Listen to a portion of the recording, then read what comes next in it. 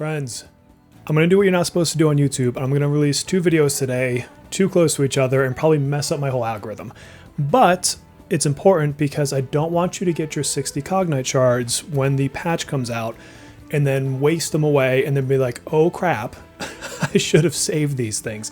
So I'm going to give you my honest feedback on who I think is the most deserving of the characters that we at least seemingly know that this will come for.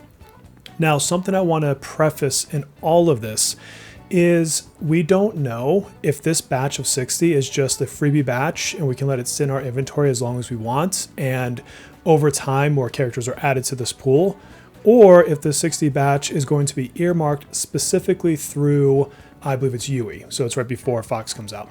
So with that, there may be some merit in not spending him at all.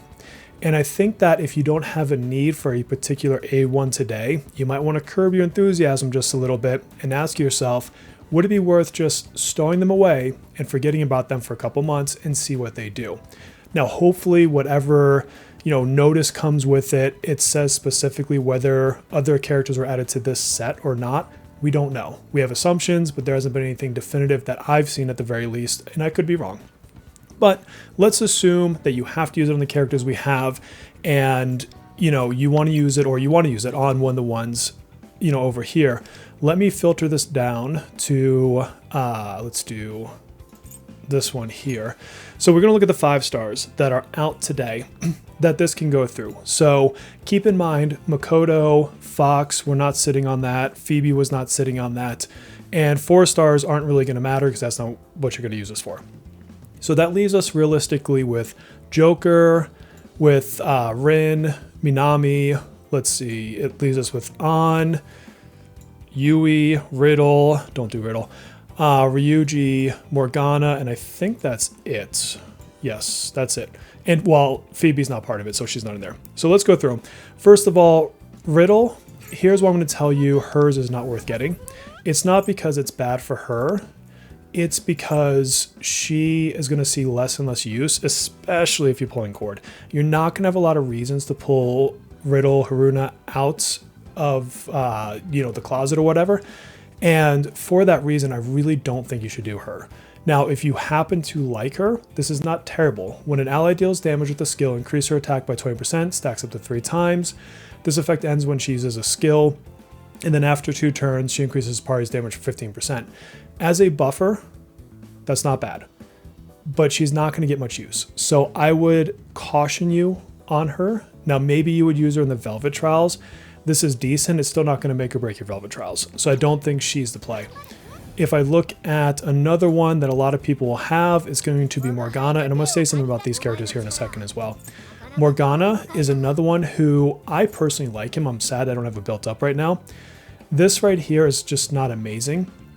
Add the following effect till Chivalry, which is like his stacks or whatever. Restore HP of allies with less than 50% HP remaining by 30% of Morgana's attack. It helps his healing, but it's just not significant. It's okay at best. So I don't think his would be one I would push you into. And then of course we have Mr. Ryuji. Where's he at? Ryuji, where you at, buddy? I had to have gone past him, didn't I? How am I not seeing him? There he is. Ryuji. Ryuji's I happen to like. Of the ones we've talked about so far, I think his is the best of what we've said. Increase damage of God Hand Burst by 20%. When in changing gear state, decrease damage taken by 20%. This last part in particular helps him with his survivability when you're taking a lot of damaged or focused damage and you're trying to keep his health low. It just makes the incoming damage that much less. And then of course, if you look at what God's Hand is his massive, damage, what you're going to be using him for anyways. So all around, it's a very good thing for his kit. But here's the thing about Ryuji, about Morgana, about Haruna, is they're the types of characters that you kind of just let them come in your standard banner or on your 50-50 losses. I would never target farm any one of those 3's shards or whatever you want to call it, awakenings specifically. It's not that they're bad. It's not that you shouldn't have fun using them. And look, if Ryuji is your favorite and you want to use it on him, go for it. Don't let me stop you. But as far as value for a limited resource, I don't think it's the play. That leaves us with a couple bigger ones. So notice I didn't say anything about An. An is a really good character. I've been very blessed. I'm one away from A6ing her. I'm not going to steal it to A6 her. But if I look at it, her A1 is when La Via and Rose is active, increase party's attack by 25% for 1 turn. This is pretty good. It's not character defining, super crazy, but it gives her more damage. And a lot of your buffs and such are based off of attack. A lot of heals are based off of, things like attack. And so having your party have more attack is just doing good things all around for you.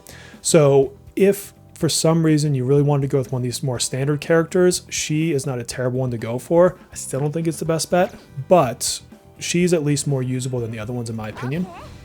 And then we have Rin. Rin it's an interesting one. Rin is I can take it or leave it. It's good. So what this does is it lets you start with Mengpo Soup, which is like her special little flashing buff in her bar.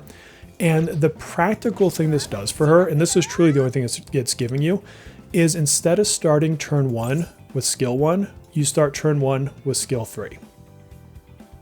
Slightly better. Again, it sounds much more impactful on paper than it really is. It's good. It's good. It's not amazing. And she's a standard character. So I think you've probably caught a theme here. I think if you look at your standard character pool, I wouldn't recommend using your 60 whatevers for an A1 on any one of these, okay? Now, it's to go through like every potential awareness, like yeah, pulling my on from A5 to A6 is a different story, but I can get that from like the 300 selector or just randomly, luckily. And so I'm kind of looking at this as more of the A1 approach. So you kind of have to judge if you're further up and you really want like a higher awakening, but on your standard characters, I just don't think any one of them really wants you to use the 60 shards on them today. Now for your limited set we have a couple here. Mr. Joker. If we go into his, do I think I can click on the right button? Do I think his is worth getting? So you notice I don't have him. So first off, let me say, use these shards on a limited character. That costs you a currency that's harder to replace, and you're just getting more value from it. So his increased skill damage to main target by 30% and increased skill damage to other targets by 10%. Yes, it makes him stronger. But I think a lot of you may be noticing that Joker is one of the more easily replaceable units. Now, obviously in things like Dominion, when that comes back for Guild Boss, he's your go-to. This skill going from A0 to A1, not so much. It is good. A 30% increase on your main target's wonderful, and then you obviously spread that on AoE. But notice how it's not like doubling your crit or giving you an extra follow-up or giving you, more of his little stack that allows him to do his follow-up. It's just a flat damage increase, and I just don't see this being the most valuable thing to look for. Now, if you're A5 and you want A6 for the extra attack, sure, like that would be pretty cool for the extra action. But to go into the A1 for a little bit of multiplier, if he's your boy, go for it. I don't think his is the one to go for. It leaves us with 2 for this current batch. And sorry, I'm like losing my voice if you hear it. Apologies for that. So this is a very interesting one. We've got Minami and we've got Yui. Yui, I really like hers. Okay, I think she is possibly the candidate for me. And if it lets me click on it, so check this out. Increase critical rate of follow-up attacks, which is why you're bringing her, by 20%. Increase critical rate by 10% after landing a follow-up on a shocked foe. So a couple things. One, if you're running her with Closer right now, then Closer's there to put shock on, so you're pretty much guaranteeing you have shock. 2, Cord got buffed, so when you switch into Cord, if you're going to pull Cord, which you probably are, and she applies shock, well, now Cord just got more valuable for the Yui team. Like, it's kind of ridiculous, to be honest with you. So you're basically guaranteeing this extra critical rate. If you have all this extra critical, you can shift her build into critical damage, which just means she's doing that much more damage. I like her. I like using her. I find a lot of value in here. Now, do I think that Yui is the most valuable character out there? I do not. Okay. I think that she's fun. I think she's obviously going to help you with electric stuff. There's just not a ton of electric content to worry about outside of like the Velvet Trials, obviously, and the train. But if you have her, that's a fairly good awakening. So I don't think it's one you should sleep on. But Minami. Minami is just going to be in a lot more teams. Whereas Yui is just for electric team. Minami is, again, I click on the wrong buttons. Minami is on any time you need sustain. She's on your light teams, like your Violets, like your Summer Closer if you're pulling her. And let's check out what her awareness does. When healing allies above max HP, increase target's pierce rate by 20% for 2 turns. Pierce rate is basically bypassing defense. It's a very strong way to do more damage. Does she heal for allies above max HP? Yeah, it's kind of like what she does. So if you think about the start of a battle, she comes in, and instead of using, say, her attack skill, you can go into her single target heal, throw that on your damage dealer, give them the pierce rate for 2 turns, and now you've built up your stacks for her really big heal. And then you're probably going to throw the big heal a turn or 2 later, you're going to refill these 2 turns. And so you're basically putting a 20% pierce rate on, the people that you're healing all the time. It's more or less permanent unless you're just running her attack for some reason. But this is really good, really, really good. So I think that if you're not in a situation like I am, where you're really debating Yui because you like the character and she's limited, Minami's the play here. I love this awareness on her. And I can tell you I noticed that awareness when I got in KR. I've got a couple awakenings on her. That brings up another point. She will eventually be a standard banner character. You will eventually have the potential to get her from standard banners, which means you could still play the patience game and say all these gold tickets that you've been hoarding, just like I have, maybe you just wait and see. Now you can't guarantee it from that perspective, but eventually she becomes someone you can lose a 50-50 to. And someone like a Yui, you can never lose a 50-50 to Yui. You can never get a Yui from a standard banner, assuming, again, they don't change the character pools here. So I think that this one is a hard toss-up for what I would do between Yui for that crit, so I can make her even more damage focused with, basically crit multiplier. So this piece here. So like, look, my Yui's pretty good right now, but like, imagine if I could focus this down even more, like it would be pretty insane. So that, or giving everybody pierce rate on somebody who's going to be in your team pretty much all the time. She's in so many teams. She's like Cord. You need a sustainer, you have Minami, you bring Minami. That's basically the rule, right? So I think that if you're going to spend these shards tomorrow, those are the 2 I want you to focus on. Or Joker if he's your boy. If Joker's your boy, he's a limited unit. I don't think you lose any value in going into him. I just don't think his awakening is as impactful as the other 2. All the same, I'm gonna wait and see if they mention whether or not these are the standard shards which just sit in your inventory. And if they are, if we could wait and you could get yourself an A1 Makoto, an A1 Phoebe, an A1 Cord just for waiting a little while, that's a better deal.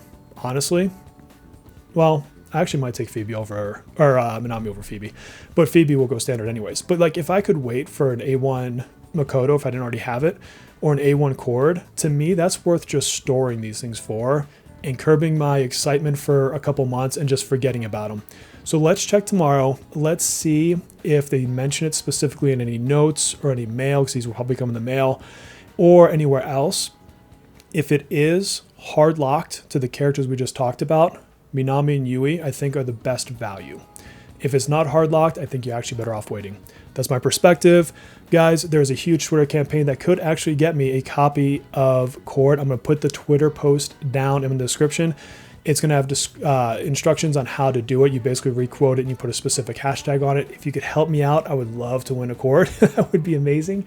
And otherwise, I just crossed 7,500. I'm heading towards 10K. So if you got all the way this far, please like and sub the video and help me get to that 10K. And until our next video, please take care of yourselves.